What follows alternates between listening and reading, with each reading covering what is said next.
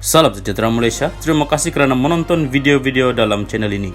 Sebelum kita mula, jangan lupa untuk tekan tombol subscribe, share, like, dan komen. Let's go! Salam sejahtera dan selamat petang kepada semua pendengar. Berita petang ini dipetik dari My Metro bertajuk Yayasan Akal Budi sumbang RM109 juta ringgit kepada orang miskin. Berita penuh. Kenyataan pendakwaan bahawa tiada 1 sen pun dana Yayasan Akal Budi digunakan untuk membantu orang miskin adalah tidak benar sama sekali.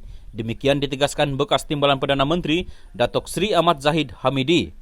Ahmad Zahid yang memberikan keterangan bela diri di Mahkamah Tinggi hari ini berkata, yayasan itu memberikan sumbangan kebajikan kepada golongan miskin dan sumbangan amal jariah berjumlah lebih daripada RM109 juta ringgit. Kata Ahmad Zahid, jumlah RM109 juta itu adalah sebahagian sahaja daripada sumbangan yayasan yang diasaskannya, manakala sebahagian lagi tidak disenaraikan kerana beliau berpegang kepada prinsip tangan kanan beri, tangan kiri tidak tahu.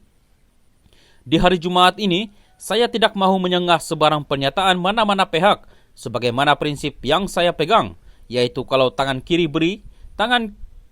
kanan beri, tangan kiri tidak perlu diketahui. Apabila senarai D5 dan D6, senarai sumbangan Yayasan Akal Budi dikemukakan pada Yang Arif Hakim, saya beri pengakuan bahawa pernyataan tiada 1 sen diberi untuk menolong orang miskin adalah tidak benar. Saya mahu keadilan diberikan kepada saya kerana sumbangan ini saya masukkan dengan tujuan hati yang baik. Adakah ini sesuatu yang harus dimalukan, diaibkan, dizalimi kepada saya? Ini mungkin disebabkan kelemahan teknikal setiausaha syarikat, tetapi dari segi niat, saya lakukan kerana Allah SWT semata-mata, katanya. Ahmad Zahid berkata demikian ketika menjawab soalan peguamnya, Datuk Ahmad Zaid Zainal pada sesi pemeriksaan utama.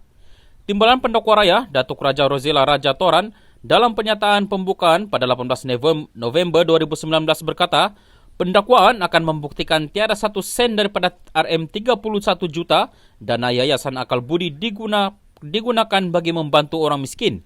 Sebaliknya tertuduh membelanjakan bagi kepentingan diri sendiri, termasuk pembayaran kad kredit. Katanya, pendakwaan juga akan membuktikan dana yayasan dibelanjakan Ahmad Zahid bagi membeli insuran kenderaan dan lesen motor persendirian. Dalam proseding bela diri hari pertama, Rabu lalu, ahli Parlimen Bagan Datuk itu berkata, antara sumbangan Yayasan Akal Budi khususnya di kawasan itu termasuk Ramadan untuk golongan fakir, asnaf, anak-anak yatim, penambahbaikan dan penambahan bangunan baru, Surau Kampung Parit 25 dan pembinaan Masjid Tuminah Hamidi.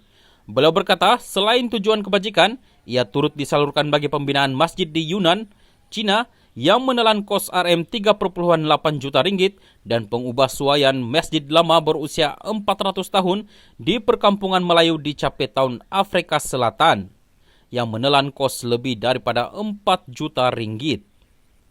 Selain itu, kata Ahmad Zaid, ia turut membiayai kos pengubahsuaian gereja lama yang dibeli komuniti Islam di Perth, Australia, untuk dijadikan masjid sebagai pencetakan Al-Quran untuk diedarkan ke negara minoriti Islam, pembinaan dataran Masjid Tuminah Hamidi yang masih dalam proses pembinaan dan disalurkan kepada keluarga kaum Cina dan India sempena perayaan Deepavali dan Tahun Baru Cina.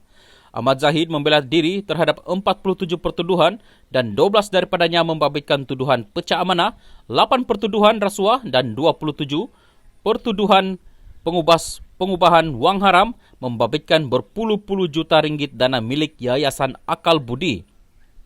Perbicaraan di hadapan Hakim Datuk Colin Lawrence Square bersambung 23 Mei ini.